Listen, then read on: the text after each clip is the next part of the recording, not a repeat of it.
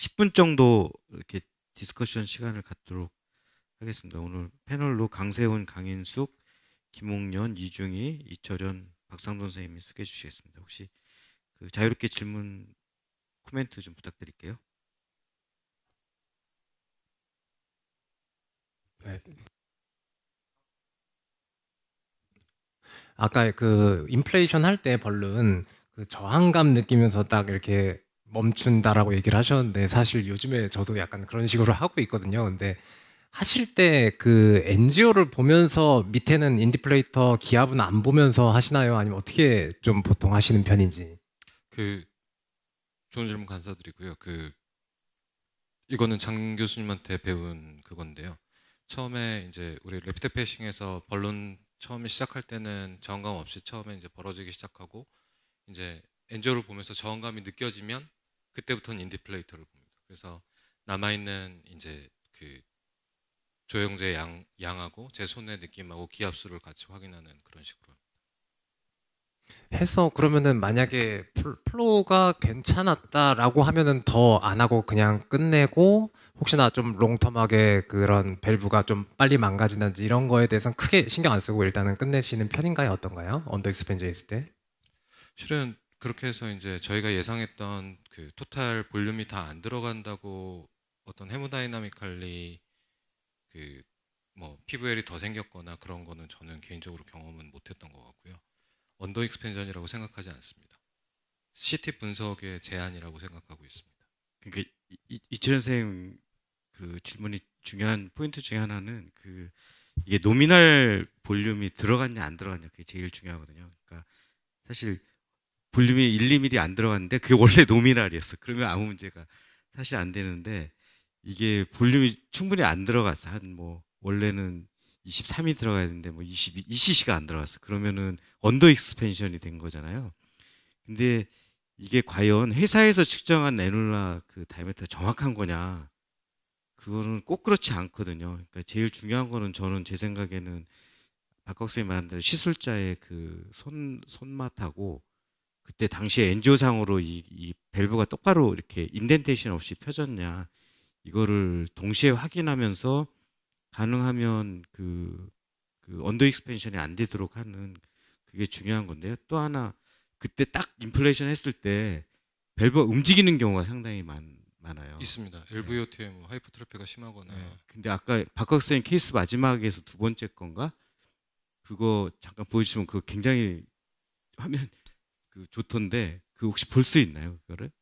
쌤 근데 그 하시면서 질문인데 그러면 오버사이징은 몇 %로 보통 하시나요? 그러다가 ECC 덜 들어가고 일반적인 그냥 아주 큰 하이 리스크가 아닌 환자는 실은 울트라 사피엔스3 울트라 나오면서는 5% 안쪽으로 하려고 하고 있습니다. 5% 안쪽에 ECC 안 들어가면 그거는 노미널 언더 사이즈가 될 것 같은데요. 근데요, 그 제가 레포트 분석을 실은 워낙에는 통계로 내일 뽑아오면 좋은데 내일 강의에 있긴 있는데 그러니까 이게 10% 오버사이징 하실 때 1cc 안 들어가는 거야 뭐 그 안에서 커버가 될 것 같은데. 네, 그게 5%나 뭐 3% 예. 언더 사이즈 아니 오버사이징 하셨는데 거기서 1.5cm 안 들어갔다 이러면 그러니까 이거는 뭐 제가 회사 레포트 항상 열심히 분석해 주셔 뒤에 다 계신데 너무 수고 많으시고 감사드리는데요. 실은 회사의 레포트를 100%한 회사를 다 믿지는 않고요. 예, 여러 회사의 레포트를 종합을 해서 실은 사이징 결정을 하고 제일 최종 그다음에 저희가 사이징을 그 애뉴라 그 베이스라인에 맞춰서 사이징을 하긴 하지만 실은 밸브가 들어가는 그 플레인 각도가 항상 그 애뉴러스 플레인하고 똑같지는 않고요. 그래서 물론 오버사이징이 필요한데 결국에는 밸브 임플란트 뎁스 그다음에 전체적인 인덴테이션 없이 충분히 풀 익스펜전이 됐던 거 그다음에 다른 특별한 그러니까 그래서 저는 개인적으로는 항상 아까도 말씀드렸지만 한 10케이스 하면 풀로 다 넣은 게 한두 케이스 빼고는 한 8, 90%는 다 1cc 아니면 0.5cc 남는 것 같습니다. 많이 남는 경우는 뭐 2cc까지도 남는 경우도 있고. 사실은 10% 오버사이징이 가장 그 이상적인 거. 만약 그 애놀라 다이아메타가 이제 애놀라 에리가 정확하다면 케이스 7, 8이 좋은 것 같아요. 예, 조금 아까 직전 거. 여기서 보면은 이건지 아닌지 아까 이렇게 그 위에 그 이거 뭐라 하더라 이쪽 그 디바이스의 상단을 보면은 그게 그레이터 커버처에 걸쳐져 있어요. 걸쳐져 있으면서 이게 앵귤레이션이 이렇게 돼가지고 이렇게 탁 볼 때는 절대로 이게 움직이지 않는데 그 다음 케이스를 보면은 이렇게 이제 이게 허공에 떠 있거든요. 여기 이 디바이스 샤프트가 이렇게 되면은 이제 그 상황에 따라서 이제 움직일 수가 있어요. 혹시 그 다음 케이스 한번. 네, 이 케이스 8 같은 경우 엄청 저는 그 임프레시브한 그 레슨을 많이 주는 케이스 같은데 이런 식으로 그 임플란테이션 하면은 움직이질 않아요. 그래서 그 이런 걸 잘 맞춰서 이렇게 가능하면 이제 저쪽 그레이터 커버처에 붙여서 주는 게 좋은데 이제 그렇게 하면 또 가끔 엑시스가 안 맞으니까 또 곤란한 사람도 있긴 있습니다.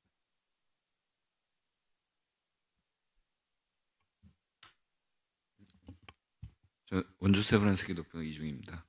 저는 장기욱 교수님 그 강의 주제 딱 최근에 제가 최근은 아니고 한 1년 전에 겪었던 케이스인데 그 호리전탈 에오타에서 에볼루 시술을 할 때 이게 맞추는 게 사실 굉장히 어렵잖아요. 한쪽은 맞으면은 한쪽은 좀 깊은 것 같고. 주로 NCC가 맞았는데 LCC는 저쪽 빠져 있고. 그래서 굉장히 이제 얇게 임플란트를 하려다가 이제 결국은 이제 임플란트를 다 하고 이제 펼치니까 완전히 엠볼리제이션이 그때 되더라고요. 그래서 그런 호리전탈 에오타 때 어떻게 또 맞추는 팁이 있으신지 조금. 그거는 이제 그 경우에는 오늘 말한 테크닉 쓰면 안 되고요. 그 경우는 일단 NCC를 깊게 들어가야 된다니까. NCC를 깊게 들어가서 그러면 LCC에서 얇게 들어가거든요. 그러고 나서 이거를 저 같은 경우는 이제 추천되지는 않는데 이거를 이제 땡깁니다. 그러니까 땡긴 상태에서 다시 풀거든요. 아니 다시 감아버리거든요. 그러니까 한 30% 이 정도 감았을 때 보면은 순간적으로 터석하고 이렇게 맞춰져요. 그럴 때 빨리 다시 풀라고 그래서 풀고 다시 놓으면 원래 엑시스로 돌아가거든요. 그러니까 이걸 그 아울타 쪽으로 땡기면은 얘가 엑시스가 호라이즌 때가 약간 45도 이렇게 되고 그때 감았다 풀었다 이걸 해야 되는데 그러려면은 그 퍼스트 어시스턴트랑 오퍼레이터가 호흡이 엄청 잘 맞아야 돼요.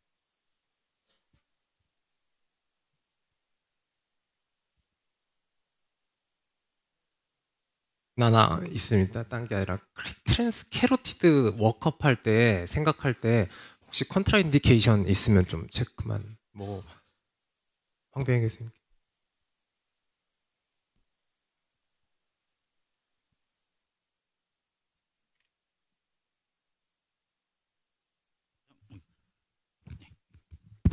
가장 중요한 건 이제 베슬 사이즈가 되겠고요. 그러니까 아까도 말씀 저희는 오른쪽으로 했는데 왼쪽에 보면 에오타랑 캐로티드랑 만나는데 딱 걸릴 만한 그런 칼슘 덩어리들이 있는 경우가 있습니다. 그럼 그쪽으로 안 하는 게 좋을 것 같고요. 그 외에 이제 그 CT를 찍어서 서클 오브 릴리스가 괜찮은지 한쪽에 이거를 막더라도 나머지 한쪽에 플로우가 충분한지를 보고 그거 트랜스캐로티를 선택하는 게 중요합니다. 양쪽 다 이쪽을 했는데 저쪽 반대로 해도 스테노시스 있고 서클 오브 릴리스가 안 좋으면 당연히 스트로크 올 수 있기 때문에 그러면 엑셀러를 돌리고 이런 게 더. 베슬 사이즈 몇 이상? 베슬 사이즈는 몇 이상? 그냥 그러니까 쉬스만 통과하면 되는 건가요? 아니면 그거보다 좀 커야 된다고 생각하시나요? 근데 그 사이징 자체도 그 칼슘이 많으면 그러면 당연히 어려운데 사이징 그 칼슘이 거의 없는 트랜스캐로티드는 별로 칼슘이 많지 않은 경우도 있어서 그러면 그냥 쉬스 정도만 해도 충분히 반대편이 괜찮다면 문제 없는 것 같습니다. 제가 한 달 전인가 그 타이페이 그 썸밋 거기 갔다 왔는데 거기에 우리나라 많이 오는 그 핑켈스타인인가 그분 있잖아요. 이스라엘 분. 그분이 그 앞으로는 그 우리나라 같이 탑이 볼륨이 적은 나라는 트랜스카발 퍼큐테는 서브클라비안 이런 거 배울 필요 없다. 트랜스캐로티드 이런 거 할 필요 없다. 왜냐하면 디바이스가 12프렌치가 나오니까 이제 12프렌치, 10프렌치 더 줄어들 가능성이 있으니까 지금 못한다고 트랜스패밀로 안 되는 케이스 아마 대부분 가능하고 나라 전체에서 한 센터만 해봐라 그렇게 얘기하더라고요. 저희 이간용 선생님 아까 케이스에서 보면 어느 건 스네어가 잘 되고 스네어가 안 됐다고 했을 때 보시면 혹시 그 모자라고 표현해요. 캔마커 위치를 한번 확인해 보시면 그래서 에오타 아치가 안 넘어갈 때 그 햄마커가 사실 그러니까 지금 앞으로 나올 건 아닐지 모르지만 그 당시에는 한쪽으로는 이렇게 구분 밴딩이 되지만 그 반대편으로는 밴딩이 안 되거든요. 그래서 아까 보시면 햄마커 이쪽에 보이는 부분 싹 잡으니까 싹 꺾이지만 그 안 꺾이는 항상 햄마커가 이쪽에 있어가지고요. 꺾어봤자 이쪽으로 꺾이지 이쪽으로는 안 꺾이는 상황에서 지금 과도하게 당기면서 위에 뒷세고 오시고 막 이랬던 것 같아요. 그래서 네.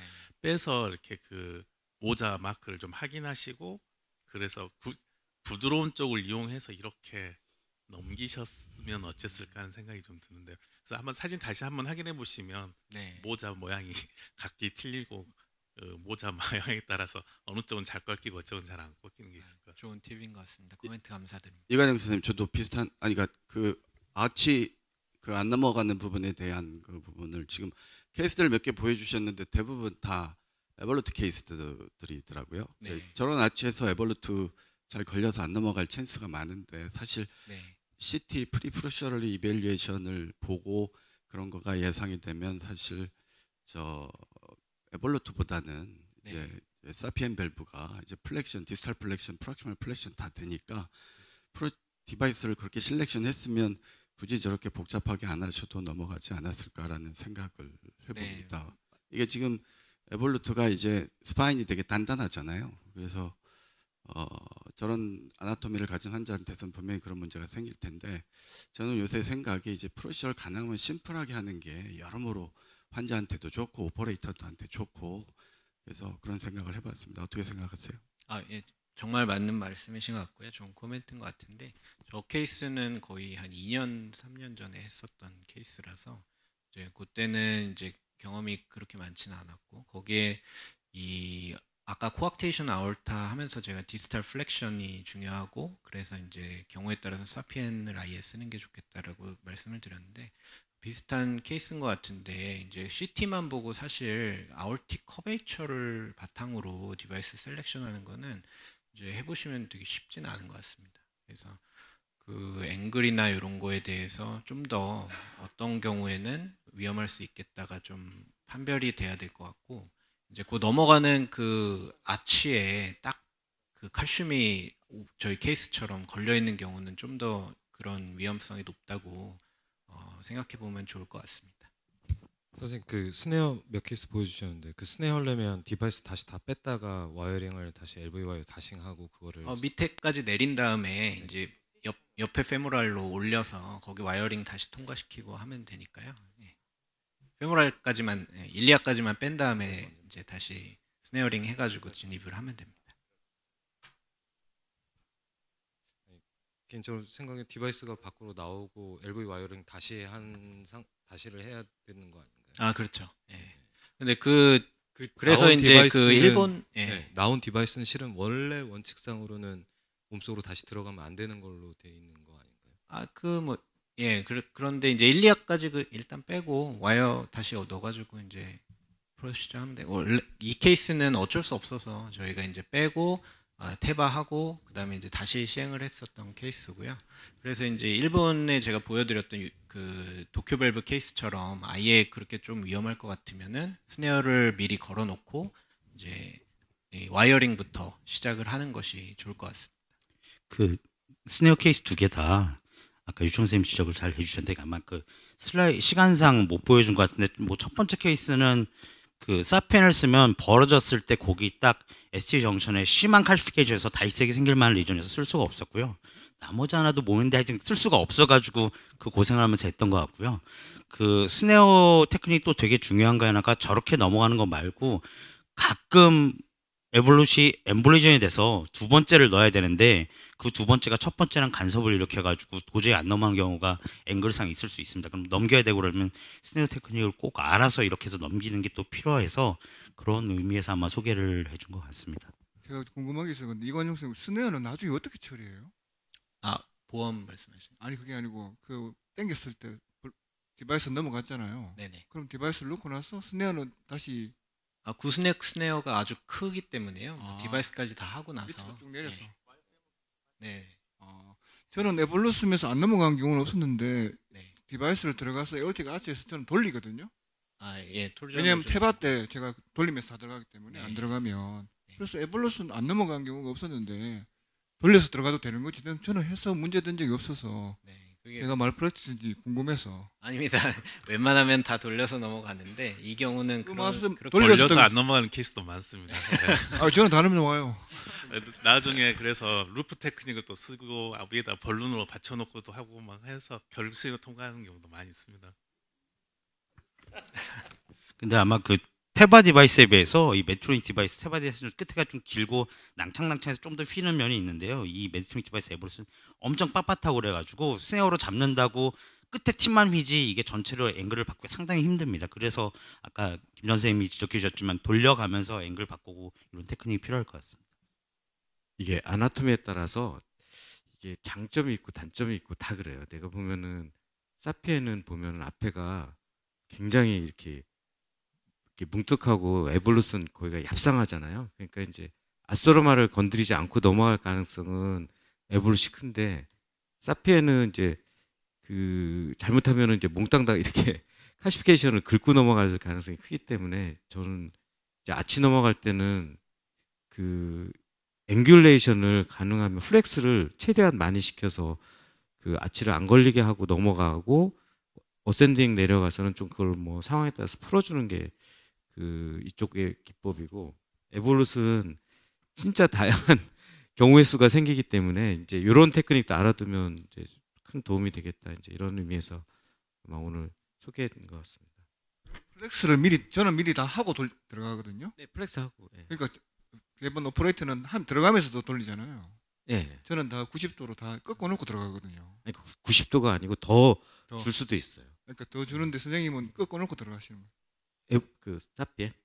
그러니까 사피엔이 가끔 아올타가 이렇게 똑바로 가다가 뒤로 갔다가 다시 앞으로 가는 경우는 미리 꺾어놓으면 잘 안 들어가고 이제 그 아치 바로 직전에서 이제 꺾어야 들어가는데 그 꺾어서 들어갈 때 그 전에는 아치를 조금 약간 건드려도 그렇게 부드럽게 넘어가면 괜찮았는데 그 이제 아치에 아스트로마 이런 게 있는 분들은 그 앵귤 그 플렉스를 그 우리 절반만 주는데 그걸 더 많이 주고서 들어가는 게 좋겠다 이제 이런 얘기. 그 자동차 운전하는 재미가 있지 않습니까? 그냥 하고 보는 것보다는 이렇게 돌려가면서 각도 맞춰가면서 들어가야. 예, 너무 저희끼리만 많이 떠든 것 같습니다. 그 한 5분만 쉬었다가 화장실만 갔다 오시고 바로 이어서 5시 20분부터 그 케이스 하도록 하겠습니다.